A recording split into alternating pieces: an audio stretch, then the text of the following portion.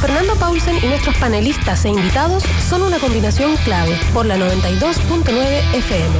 La clave, me escucha. Y estamos ya en nuestra última entrevista de esta mañana con Liliana Cortés, directora de la Fundación Súmate del Hogar de Cristo. Liliana, ¿cómo estás? Muy buen día, Fernando. ¿Cómo estás tú? Bien, queríamos conversar contigo sobre una información que surgió y que parece bastante alarmante, en particular por todas las dificultades que han habido en el proceso escolar a raíz de la pandemia. Aparentemente el nivel de personas que han... de niños, digamos, que han dejado o que se teme que a la vuelta de clases tengan una deserción histórica, digamos, en materia de poder continuar con sus estudios. ¿Cuál es la realidad respecto de la deserción escolar en época de pandemia y posteriormente cuáles son las proyecciones que hay? Bueno, a principios de año el Ministerio de Educación publicó una cifra que es de 186.000 jóvenes, niños, niñas y jóvenes que están fuera del sistema escolar, que no han terminado su escolaridad. Y luego, cerca de mayo, junio, levantó una nueva estimación que proyecta que a esa suma, a esos 186.000, se le suben 80.000 más jóvenes, digamos. Entonces, tenemos, como tú muy bien dices, tenemos una cifra alarmante, tenemos una proyección de que cerca de 264.000 jóvenes, niños, niñas y jóvenes podrían estar fuera del sistema escolar y no terminar su continuidad, digamos, de trayectorias educativas. Por lo tanto, estamos en una situación alarmante donde estamos a tiempo de tomar medidas preventivas que puedan frenar, digamos, este fenómeno, porque a nivel mundial, digamos, también tanto la UNESCO, el Banco Mundial, todos han planteado que uno de los efectos post-pandemia es el tema del abandono escolar.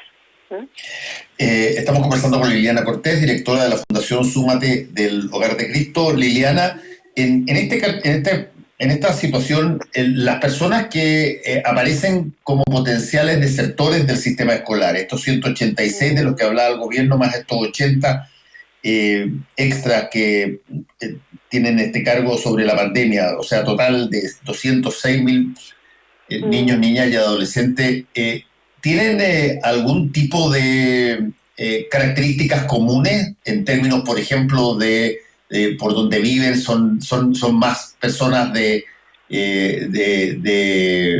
regiones que de la capital? ¿Son personas que tienen padres con ingresos bajos? ¿Cómo están caracterizados de alguna manera? ¿Quiénes son?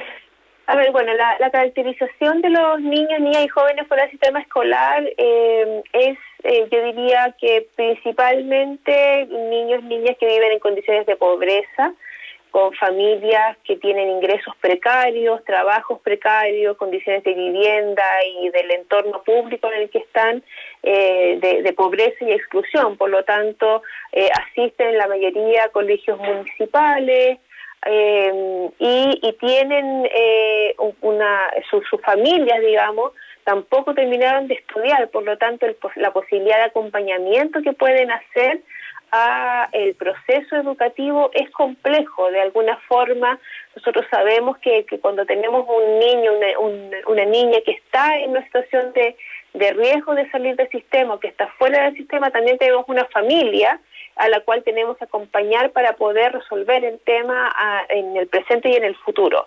Pero además yo diría que hay características de las cuales yo creo que hoy día tenemos hartos elementos para hacernos cargo con la complejidad que tenemos hoy, digamos, que tienen que ver con tres cosas. Uno, el tema del bajo rendimiento. El segundo, el rezago escolar, niños que tienen repitencias, que sus edades ya son más altas de las que han ido acumulando, digamos, rezago. Y lo tercero, que es una muy importante, que es el ausentismo crónico. En general, cuando tú tienes esta situación familiar de pobreza y de pocas herramientas para poder acompañar el proceso educativo, más estos tres elementos de rezago, ausentismo y bajo rendimiento, tienes altas probabilidades de que ese niño pueda abandonar el sistema. Entonces, tenemos claras las características, tenemos relativamente claras las causas. Desde ahí entonces que las medidas que es importante tomar si son a tiempo, digamos, podríamos tener, digamos, una política pública que logre frenar esta situación en el post-pandemia, digamos. Sí, estamos conversando con Liliana Cortés, directora de la Fundación Súmate del Hogar de Cristo, y en términos generales, Liliana, ¿cómo se está viendo las posibilidades de, con todas las distintas facetas que tiene el sistema escolar chileno, de poder reanudar las clases? Hay toda una discusión al respecto, hay una discusión técnica, hay una discusión que tiene que ver con el miedo, con la prevención frente a la pandemia. ¿Qué cosas sientes tú que se necesitan para, de alguna manera, anclar un sentimiento de mayor seguridad en el retorno a las clases? Mira, yo creo que lo primero, Fernando, es valorar los esfuerzos que ha hecho la mayoría de las comunidades educativas durante este año, de reinventarse, de reconvertirse, de estar atentos, digamos, a las necesidades de los niños y los jóvenes, de poder tener el mayor contacto posible. O sea, a ver, todos comenzamos un año escolar que a las 2 semanas cambió 100%, digamos. Entonces, todo el montaje, digamos, de clases online, de contacto semanal, de generar espacios de contención emocional, eso yo creo que es lo primero, que públicamente es importante hacer el esfuerzo, hacer la visibilización del esfuerzo y la valoración positiva que eso ha tenido en el sistema, ¿ya? Eso es lo primero, así como en lo positivo. Respecto a los temas que hay que seguir profundizando, nosotros lo hemos planteado con mucha fuerza. El tema de las condiciones de conectividad son fundamentales. Podemos tener sostenedores que han montado plataformas en línea, pero si no tenemos conectividad en las familias, en las poblaciones donde viven los niños, no tenemos la posibilidad de que ese proceso sea real y sea llevadero, digamos. Entonces, yo creo que uno de los primeros temas es que si volvemos nosotros la mayoría de los sostenedores, de los que tenemos colegios, estamos imaginando que el proceso de vuelta va a ser no solo paulatino, sino que debería tener un sistema más híbrido, o sea, lo presencial y lo no presencial como dos herramientas al servicio de este proceso gradual. Entonces, en ese sentido, la conectividad sigue siendo un elemento fundamental para poder sobrellevar los procesos pedagógicos y el monitoreo de los niños y las niñas. Otro elemento que yo diría que también es importante y que ya se dio a principio de año y nos tenemos que seguir profundizando es la priorización del plan de aprendizaje y de la priorización curricular, digamos, qué elementos entregar. Y aquí una cosa fundamental. El 2020 no es un año perdido y hay que verlo con altura de miras en términos de evolución. O sea, un niño no va a la escuela un año en la vida, uno va al colegio 12 años en la vida, digamos. Entonces, sí. En el caso vamos a tener tiempo para recuperar, vamos a tener la medida, se puede hacer excepción, digamos, de cuarto medio, pero en el resto de los años escolares yo llamaría a la familia a tener más bien esta mirada de largo plazo y de que lo que no logremos este año lo vamos a conseguir el próximo y el próximo, porque en general el desarrollo de habilidades transversales, de actitudes y también de contenidos es un proceso. Eso yo creo que es muy, muy importante para dar continuidad y entender que vamos a ir gradualmente generando estas plataformas, como decimos nosotros, más híbridas, que nos permitan sostener el año escolar, tanto 2020 y proyectar 2021 y 2022. Posiblemente nos demoremos un par de años en resolver las brechas que se han generado durante este tiempo, y que en ese sentido, que en una comunión, digamos, de acuerdos entre familiares, niños y comunidades educativas, podríamos lograr avanzar. ¿Mm? Ahora, desde ese punto de vista, Liliana, ¿qué sucede en términos, si tú quieres, formales? Sé que se sigue avanzando un mes más, una cosa así, se declara el año perdido, se los pasa a todos, los que van y los que no van.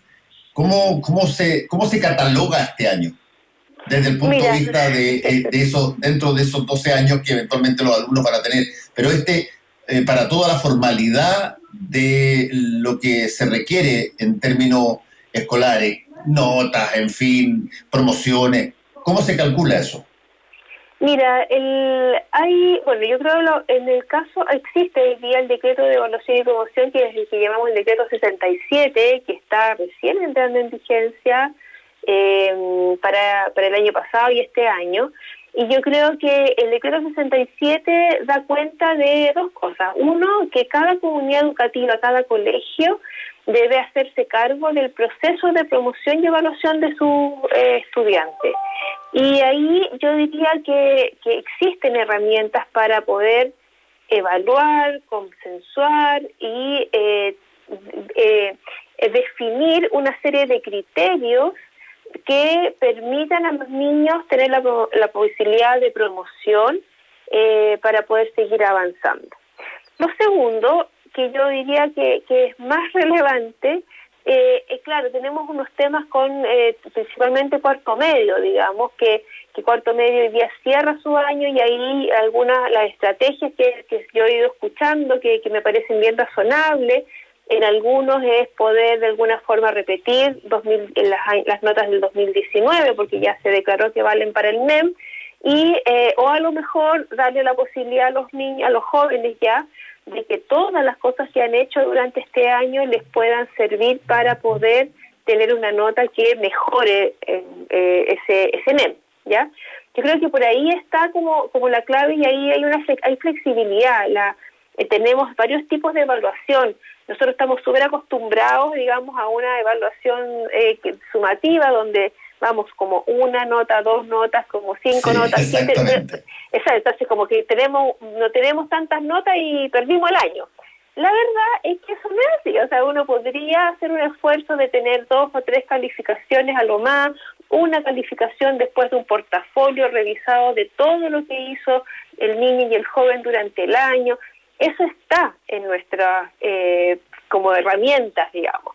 El tema es que no estamos culturalmente acostumbrados a usarlas, nos da susto, y tenemos una fuerte valoración de la calificación, del 1 al 7, digamos. Entonces, aquí hay elementos que deberíamos como seguir entrenándonos, así como si aprendimos a estar en aula virtual, también las comunidades educativas junto con las familias deberíamos hacer un proceso importante de información y conversación para entender que no, en ningún caso, es un año perdido, porque yo creo que muchas de las cosas que han ido investigando los niños a partir del esfuerzo que han ido haciendo, de mantenerse conectados, de lo que está pasando en sus comunidades, es aprendizaje. Y yo creo que hoy día, más que nunca, es el momento de visibilizar que uno puede aprender de distintas formas, en distintos lados, para asegurar lo que plantea la UNESCO, que es aprendizaje a lo largo de la vida, digamos. O sea, por eso que yo creo que el mensaje más importante es no dar el año por perdido. ¿Mm? Ahora, miremoslo desde el vaso medio lleno, Liliana. Y para ser franco, lo he preguntado, pero no he tenido una respuesta muy clara. Desde el punto de vista de las opciones alternativas para generar la continuidad de las clases. Me estoy refiriendo, por ejemplo, a la posibilidad de seguirlas vía internet. ¿Se ha producido un salto tecnológico o una inversión mayor o algún tipo de cambio entre la relación de las escuelas rurales a las escuelas de las ciudades todo esta época de pandemia escolar? Mira, yo creo que se han hecho esfuerzos, pero son absolutamente insuficientes, Fernando. Yo creo que hoy día es demasiado desigual. Solamente este escenario 2020 nos vuelve a mostrar la desigualdad de nuestro sistema educativo. Claro, o sea, si tú vas a los colegios particulares, colegios de élite, la mayoría ha mantenido su conexión, su proceso educativo en línea. No, pero no es lo mismo en escuelas rurales o en escuelas de bajos recursos, donde no hay conectividad. Entonces, por eso yo creo que aquí sí hay un esfuerzo. O sea, si tuviéramos que invertir todavía los pocos recursos que nos pueden quedar en algo que valga la pena, es en conectividad para las familias y es en equipamiento también tecnológico para los niños, las niñas y los jóvenes. Nosotros tenemos una experiencia. Estamos con aulas de reingreso, espacios de reencuentro educativo en el servicio local de Puerto Cordillera, en Coquimbo, y tenemos niños conectados. Entregamos por una donación, que es muy pequeña, pero una donación tablet y conectividad, y tenemos a los niños conectados, incluso algunos trabajando y manteniendo su conexión. Entonces, se liberaron ahora el uso de los recursos SEP, pero igual yo creo que es insuficiente. Entonces el esfuerzo país, no solamente del Estado, sino que también de privado, de confiar en las comunidades educativas e invertir en equipamiento tecnológico y conectividad, sí, yo creo que es necesario. Se ha dado un salto tecnológico en lo cultural, diría yo. O sea, nos atrevemos hoy día a valorar una clase online como algo que genera procesos de aprendizaje. Nos falta aprender a evaluarlo, estamos en lo que estamos, pero yo creo que ojalá esto haya venido para quedarse, porque hay muchos niños que tienen dificultades permanentes para asistir a clase, y eso no debe ser condición para quedarse fuera de su proceso educativo y generar brechas de aprendizaje.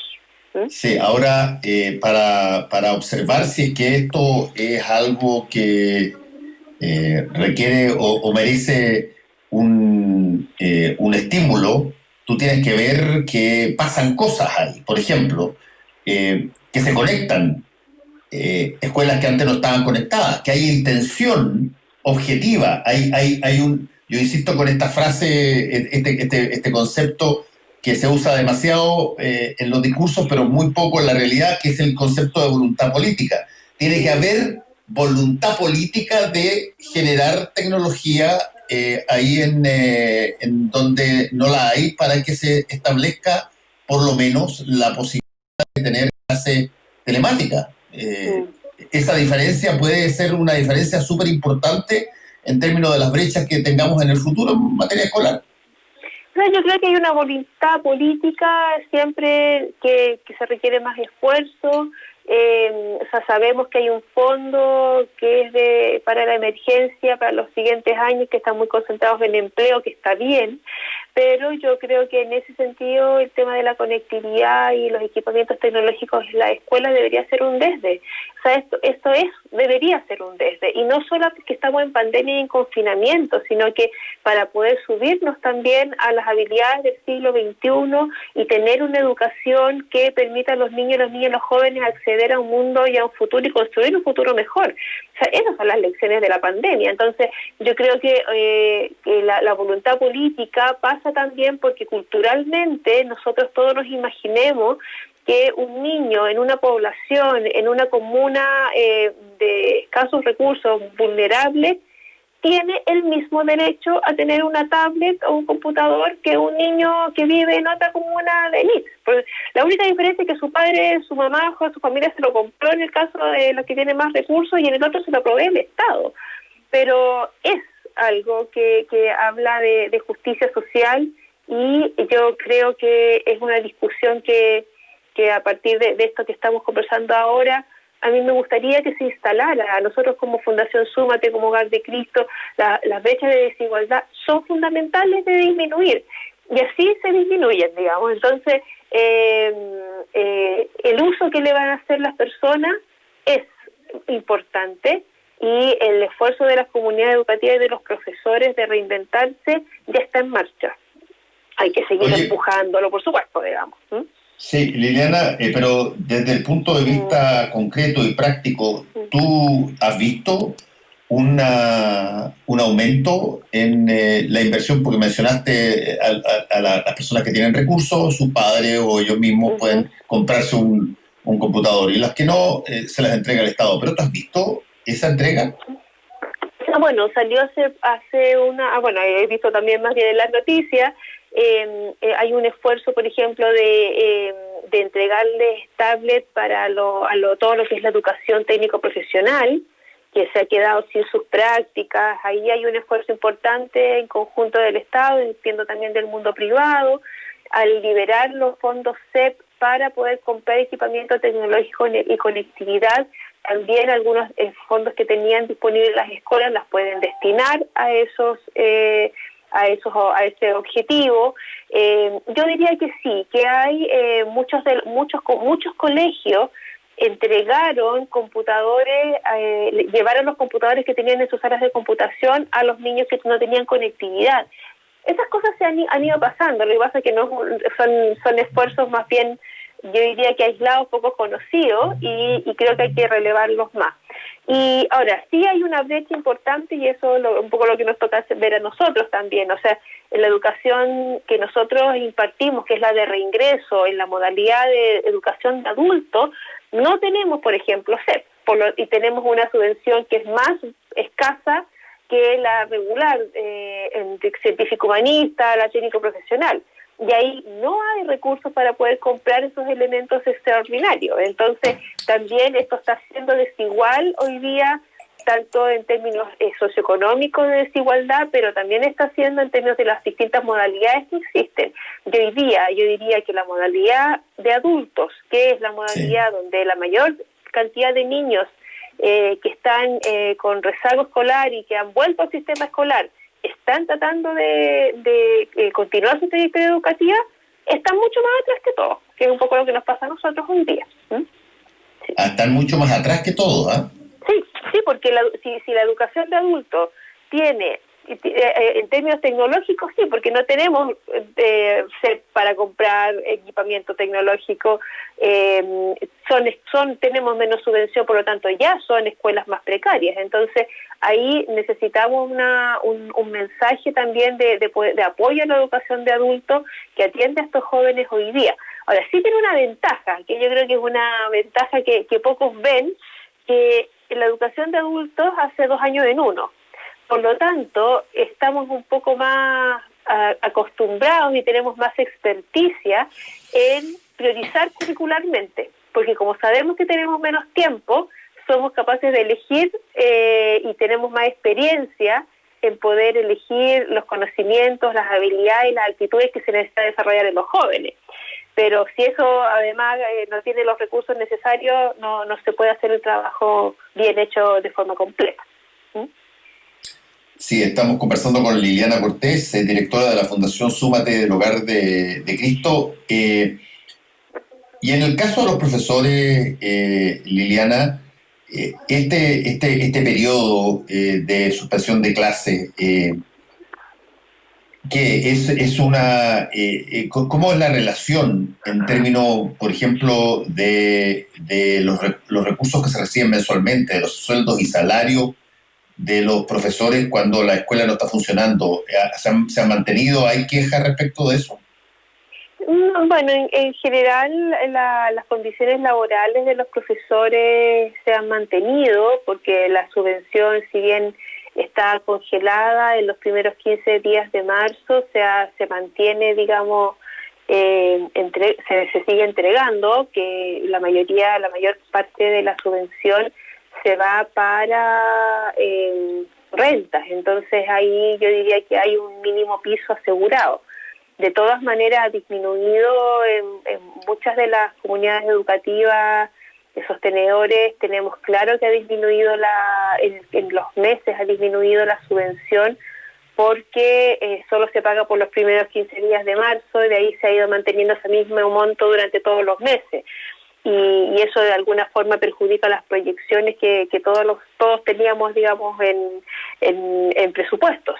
Eso yo creo que lo planteamos en la subsecretaría, lo planteamos en el ministerio, la posibilidad de que se entregara un financiamiento diferente a esa fórmula que se calculó. De hecho, el año pasado, octubre, noviembre y diciembre, por estallido social, se pagó por todo el promedio anual del año 2019. Nosotros habíamos pensado que algo similar, en condiciones bastante más adversas, iba a pasar para el año 2020, pero no ha pasado.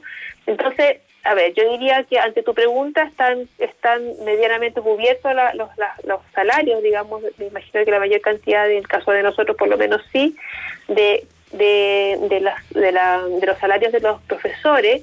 Yo diría que hoy día más bien el tema está en cómo le generamos condiciones, lo mismo, con la conectividad, para poder tener mejores herramientas, horas que les permitan preparar muchas más clases, mucha mayor flexibilidad. O sea, hoy día los profesores han dado una lección de adaptación a la flexibilidad, y yo creo que eso espero tenga frutos para el futuro. Liliana Cortés, directora de la Fundación Súmate del Hogar de Cristo, muchas gracias por este contacto con Combinación Clave, que te vaya muy bien. Muchas gracias, Fernando, buen día, que estén muy bien a todos. Gracias, y también a todos ustedes, cuídense, nos encontramos mañana. Chao, chao.